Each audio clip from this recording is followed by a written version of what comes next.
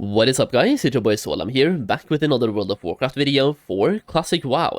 It's been a while since I said that, hasn't it? I haven't really made a Classic WoW centered video for quite a while, or just a video talking about Classic WoW, like only Classic WoW, and that is what we're doing today.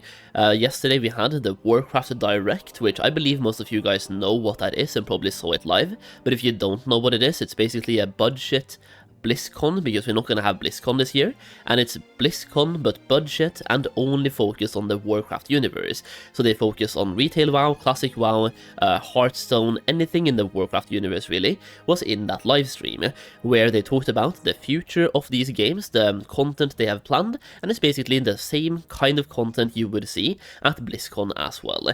Now, as I said, today we're focusing on the Classic WoW part of that Warcraft Direct. I will be talking about what happened at the Warcraft Direct, what was announced and what was not announced, and how I feel about everything as well, and a little bit about what my plans are moving into the future from this point. So let's start this off by talking about the Season of Discovery part, and I guess we'll do Season of Discovery first, then we'll do both Fresh Classic WoW or Classic Era and Hardcore at the same time. We'll also touch on Mists, but for Mist of Pandaria or Cataclysm, they didn't really talk about much. They just launched a trailer saying that we know what was coming, which was Mist of Pandaria, and I mean, let's be real, we knew that already, so yeah, we'll go in it in that order. Now, starting off with Season of Discovery, we can start this off right here with this blue post that covers a little bit more extra information that was not at the Warcraft Direct that we have gotten after the Warcraft Direct. This includes new binds when equipped items, so you can actually start crafting gear again and selling for gold, and probably make a decent chunk of gold by doing that as well. Every single phase that has had crafted gear that is actually relevant for raiding, for example, I've been able to make a bunch of gold with. For example, the alchemy flasks that are used in crafting certain gear pieces from phase 2 has been selling all the time because they're also used in enchants, for example. Now, for these crafted items, for the bind when equipped items, some of them you can just craft like regular crafted items. When you scroll down, they will have a unique equipped effect on them, where you can only use one at a time. It is basically, if we scroll down far enough, we get to the obsidian weapon crafted items, which has a unique equipped obsidian weapon 1. They are also binds when equipped at this point, and they look to be very strong weapons. And it's basically this season's or this phase's unique equipped crafted items that we've had in several phases so far. We had in phase 2, I believe, and maybe even phase 3, but we had like the nightmare thing from phase 2. So you have these crafted items, and all of them at the moment, this could be changed, but for now they are bind when equipped, so potential gold making relevancy right there. After that, we also have a new Blood Moon event rewards that have been data mined so far in Season of Discovery phase 6. I am not too sure how I feel about this. Like, if they come out with a new PvP event, this is perfect because they're just scaling up the old event to still be relevant. However, if this is all they're doing for a world PvP, that is trash, because that is just rehashing content that they have been rehashing now for multiple phases. But once again, if there's anything else planned for open world PvP events, this is great because they're just bringing up old content to still be relevant for those who wants to do it, and they're giving you mounts like a raptor and a tiger mount for doing that content. I am just hoping that these rewards that have been scaled up here are not that strong that you feel like you have to do this content, because having to do the content, like the Blood Moon for example, was introduced in phase 2, I believe, maybe phase 3, but phase 2 or phase 3, and if you have to do the Blood Moon event every single phase, it gets boring very fast. But as long as it's an optional piece of content you don't have to do, I don't see any problems in scaling up those rewards. Now, we also have some examples of items from the Ankh-Raj raid that has been scaled up. This is called the Ruins of Ankh-Raj Loot Itemization Update in Season of Discovery Phase 6, which I'm not going to go through all of these, but you basically can see here that they have upgraded the loot and given them more stats. You have the dagger that previously only had 20 attack power. It now has 22 attack power and 1% chance to hit, and also has a better DPS modifier. It still has the same speed, but simply just does more damage. It goes from 48 damage per second to 56. That is a pretty big increase, like a 20% DPS increase, and then the increased stats as well. So a bunch of these items are just better now than they used to be. It's really that simple. Now we also have some data mined items that provide party and raid buffs in Seasonal Discovery Phase 6. Now so far we haven't really found out how to find or get these items, and they could be like class specific. If I just look at it right now, it looks like they could be class specific or tied to professions, but it's really hard to say. Like for example, the Horn of the Dawn could be a paladin item based on us having the Horn of Lordaeron from the past. The Songflower Seed could be a druid thing. The Shimmering Globe could be a shaman thing, but then again, that would, if it's a shaman and a paladin thing, that would be weird for the faction balance. So more likely than not, they are just tied to a quest that makes them somehow relevant to how you obtain them. Songflower Seed could be from herbalism as well, for example. Shimmering Globe could be from, I don't know, anything. It could be from fishing, I don't know. Overseer's Anvil from blacksmithing. You get the point. We basically have a bunch of items here that gives you these effects that we currently have. So instead of going out and getting all of these world buffs, chances are you might be able to just pop them in the raid, which also means if you wipe, at the moment, if you wipe, like for example if I do a raid right now with my guild and something happens to where you wipe on the first boss, the rest of the raid feels like absolute shit. Like, you just feel terrible, because now you're not going to be able to parse, because parsing is locked behind having world buffs, and if you lose them, there's absolutely no way you parse at all. So having the ability to get these world buffs back mid-raid without going out and taking a 1 hour break to get all these world buffs, and in some cases you don't even have the Darkmoon Fear buff, for example, you can't have that all the time. Now you can. With this one right here, the Defective Magic 8 Ball, which grants all your party or raid members 10% increased damage done for 2 hours, on a 30-second cooldown, by the way, so you can pop this all the time. If one of your raid members or party members dies mid-combat and you use a combat res, you can still buff him with world buffs after using combat res on him, for example, and after getting him up in some way, shape or form.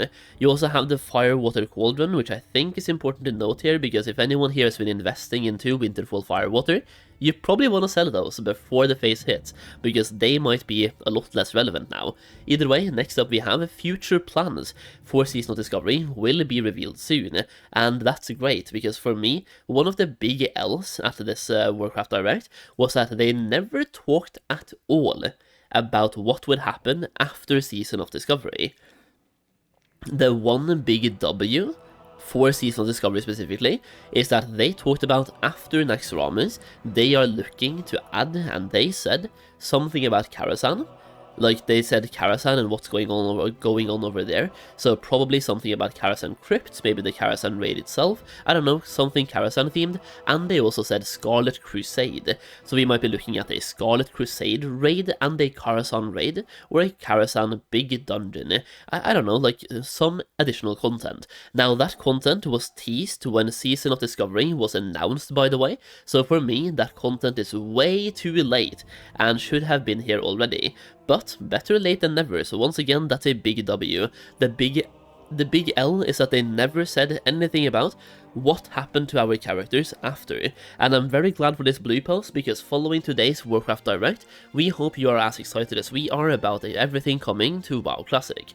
We hope that Season of Discovery players caught a glimpse at some of the exciting new content and the rewards we have in store for you. Many players want to know more about the future for your SOD characters, and we want to repeat what we have said in the past. We have no plans to delete Seasonal Discovery characters or to shut down the Sod Realms. We plan to continue supporting them, and we are hard at work on everything else that's coming. The thing here about the wording is that they have no plans to delete SOD characters or to shut down these realms. They never said they're not going to. They just said they have no plans. I have seen them say this before, and then shut something down, because at the moment, or at the time of saying this, they had no plans. But what if in Phase 7 or Phase 8, they suddenly have these plans? That's what annoys me. We never truly know, or at least so far, we don't have any clue what happens after Sod. Do our characters stay? Do we get Sod Era? Do we get transferred to Classic Era and they take away all our gear and all our runes and give us like a Classic Era preset type of gear or something? Just strip away everything we worked for, but give us a very basic level 60 character on Classic Era? Do we get SOD Era, or do we get TBC, like Season of Discovery TBC? What happens? Tell us. Why not just give us some of your plans on what happens? I hope that comes very, very soon. And like they say here, we're hard at work on everything else that's coming soon. Now, Blizzard soon TM means any time from tomorrow until 5 years from now. So for me, this one right here doesn't really tell me anything, but I hope we get this information as soon as possible. Now then, let's talk about the fresh Classic WoW servers that are coming on November 21st, so exactly 1 week from me uploading this video today. So in 1 week, we're gonna have fresh Classic progression servers coming out. We have 1 PvP server, 1 normal server, normal PvE, and 1 hardcore server. At the moment, they have said that every single region will get 1 server type, so like 1 server of each type, so you will get 1 PvP server, 1 PvE server, and 1 hardcore server. That is basically to ensure that these servers remain intact and popular over time, because what we saw happen to SOD, for example, is that over time, they consolidated the servers. They turned every server into 1 mega server for each type. Now, this was arguably the biggest W of the entire stream, and I mean, people have been asking for fresh Classic servers ever since Classic Era became a thing, because in Classic Era we had the option to, like when TBC came out, you could either play TBC, or you could stay in Classic Era, or you could pay for a copy to do both. Now, most people went into TBC there, and a lot of people also didn't really feel the need to copy their characters to Classic Era, which means that when they started getting the Classic itch again, they started playing on Classic Era servers, where people had full Nax gear, hundreds of thousands of gold, and we saw GDKPs with hundreds of thousands of gold in the pot. Like if you wanted to get a raid item, you had to buy gold. You literally pretty much had to buy, or you had to farm for about 100 hours to buy 1 piece of raid item. It was absolutely terrible. Now, this time around, we have fresh servers. It's way overdue, but finally happening, and I cannot be more excited. I will play. I'm gonna say that right now, I will play these fresh servers. I have not fully decided where or what I'll play just yet, so if anyone wants to let me know what you'll be playing down below in the comments, I would really appreciate that, to like see where you guys are playing. Are you doing hardcore, PvE, or PvP? And which faction do you play? Are you going to be Horde or Alliance? For me, there's 2 things here. For the Horde, for example, I've never really played Horde in Classic WoW. I still have not leveled a character to level 60 in Classic WoW on the Horde side. So for me, Horde would be a very new environment, and all the quests would be brand new, some of the routes would be brand new. For the Alliance, it feels like home. So we have 2 options here. We have go the path of the unknown and just see what happens and learn a bunch of new things, or we can stay with what's familiar. Every time that there has been a Classic Fresh, I have done Alliance. It just feels familiar, and it's something that I know, and yeah, it just triggers that nostalgia feeling for me. But this time around, I could be intrigued to go Horde, so once again, let me know what you're playing down below in the comments. I am thinking of playing maybe hardcore first and see what happens, because what you can do here is that if you play on hardcore and you die, like obviously hardcore servers are 1 life servers, but if you die, you can transfer for free to the PvE server, not PvP, but only PvE. So if you go for the hardcore server, you are locked to hardcore and PvE. Either way, that's the servers. Now about the servers, they will come out on November 21st, so they gave us 8 days heads up on this, which is pretty ridiculous, but I mean, they did something similar with Season of Discovery as well, so I feel like it's Blizzard's new approach. Instead of giving you a lot of like time to prepare and get time off work, they just give you as little information as they can, and just give it to you. Like, here's the announcement, it comes out next week, and deal with it. I don't know how to feel about that. I think it's Blizzard, they're doing it strategically. This time around we're getting 1 server of each type, and they probably don't want to overload them. So the less people book time of work for release, the better for Blizzard, right? So there might be some strategic decisions here as well. Now, in addition to that, so first of all, these servers comes out on November 21st, and the raids unlock on December 12th. That means you basically have 3 weeks to level up before the raids comes out, it looks like. Molten Core and Onyxia's Lair open on December 12th.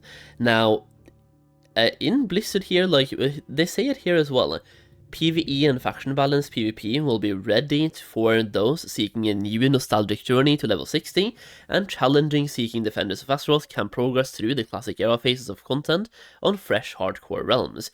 Join other players and strike out on a new adventure to level 60, but there's no need to rush. You will have plenty of time to enjoy. The Molten Core and Onyxia raids open on December 12th. Now, 3 weeks to level up in Classic WoW is not having plenty of time. Last time when I played hardcore, we absolutely no-lifed, and I believe we hit level 60 on day 8. Don't quote me on that, but I think it was day 8, and that is when playing 20 hours per day. So, yeah. If you want to get to level 60 in 3 weeks, you very likely have to play an average of 7 to 8 hours every single day. So to me, this one right here, there's no need to rush. It's absolutely true, by the way, there's no need to rush, just take your time. Who really cares if you miss out on 1, 2, 4, 6, 10 lockouts of Molten Core? No one really cares, but if you want to be there when the raids open, there is absolutely a need to rush. Like 3 weeks, it's classic WoW leveling, unless the leveling is massively increased, which it looks like it's not going to be. 3 weeks is not a lot of time to get to level 60 for most people. I'm just going to put that out there. And for me, if I know life, I'll be able to get there in about 8 days, and I'm not the best or the fastest leveler by any means, but I'm also definitely not the slowest. I've played Classic WoW a bunch, and I know a thing or two. So for me to get there in 8 days, that's, yeah, and then, yeah, 3 weeks, I don't know. Not a lot of time. One good thing about these servers is that GDKPs will be banned on these servers, just like it is in Season of Discovery. This is both a good and a bad thing, depends on who you are and how you look at it. I am just here to say the obvious facts that GDKPs will be handled the same way they were in SOD. So if you love GDKPs, this is bad for you. If you hate GDKPs, this is probably good for you. Either way, that's it. And finally, here we have the roadmap for Classic WoW, which was leaked before the anniversary event happened, by the way, or before the Warcraft Direct happened, and we watched this together yesterday, live on stream, before the Warcraft Direct, and the leak was actually real, so here we go. We have Cataclysm Classic going into Mist of Pandaria Classic, obviously, then we have Classic WoW 20th Anniversary Edition, which goes from Phase 1 through Phase 6 of Classic WoW, and these servers will go into TBC, by the way. Now, they did not say anything about these servers going into Wrath, I believe. I didn't hear anything at least. But when Classic servers progress into TBC, to me, they obviously progress into Wrath as well. So this is probably going to be Classic WoW servers with a accelerated cadence, maybe, that go from Classic WoW into TBC and back into Wrath. And based on the timeline here, as you can see, we have autumn/winter at the moment, and we're launching the Classic 20th Anniversary Edition in winter/spring of next year. These will go into Burning Crusade Classic.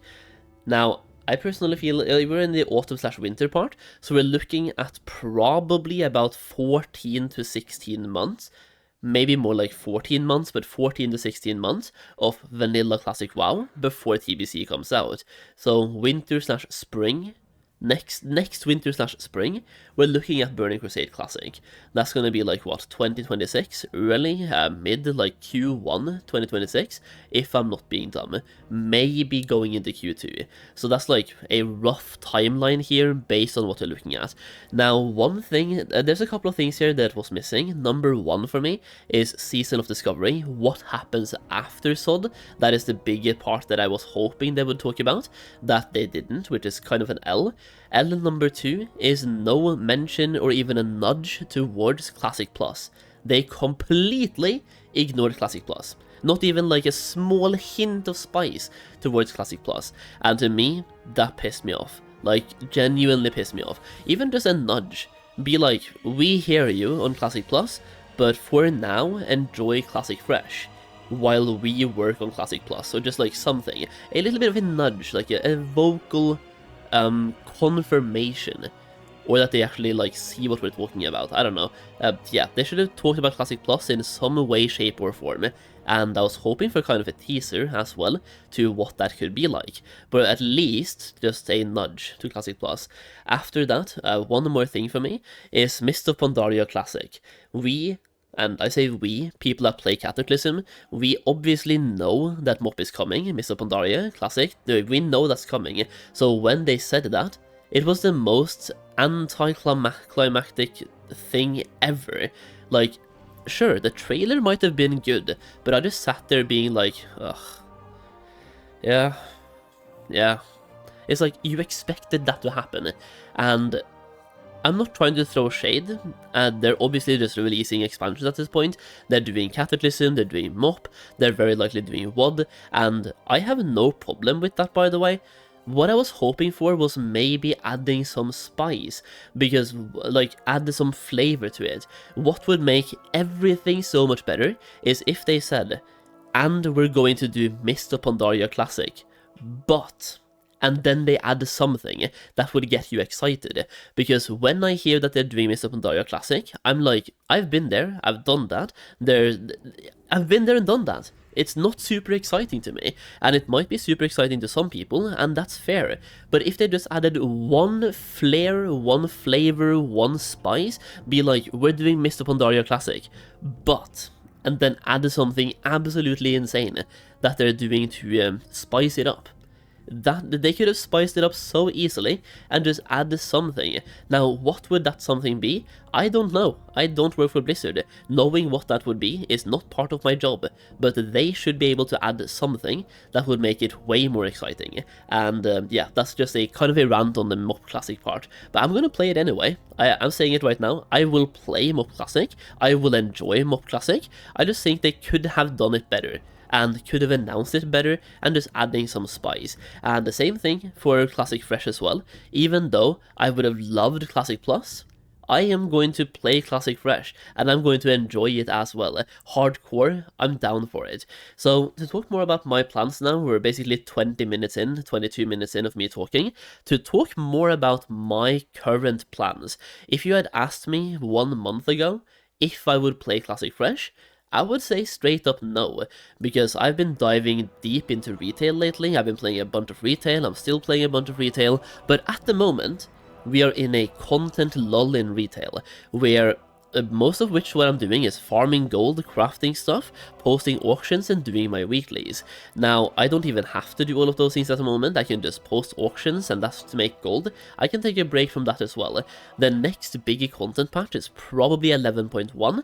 We have 11.0.7, but I'm not gonna play WoW 24/7 for a 0.7 patch.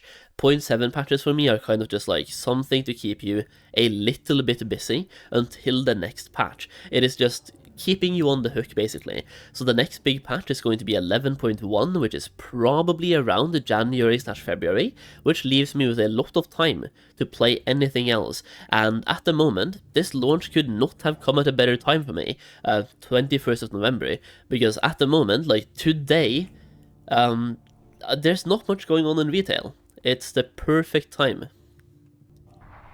So yeah, that's a quick TLDR of what was announced at Warcraft Direct for Classic WoW, like every single version of Classic WoW that is, like Classic WoW, Cataclysm Classic, Classic Era, Fresh Classic Era, stuff and things, Hardcore, Season of Discovery. It's gonna be a good time, and also we covered a little bit of what I think here. We have the objective information, a little bit about everything. So hopefully you enjoyed this video, 24 minutes of just me rambling and talking, but hopefully you enjoyed. And once again, let me know your plans in the comments down below. I will likely make a further video talking about my server choice and stuff as we get closer to the launch of Fresh. But at the moment we're looking at hardcore servers, and I have not decided faction just yet. So yeah, that's it. Thank you for watching, leave a like, leave a sub, and thank you again. I'll see you in the next video very soon.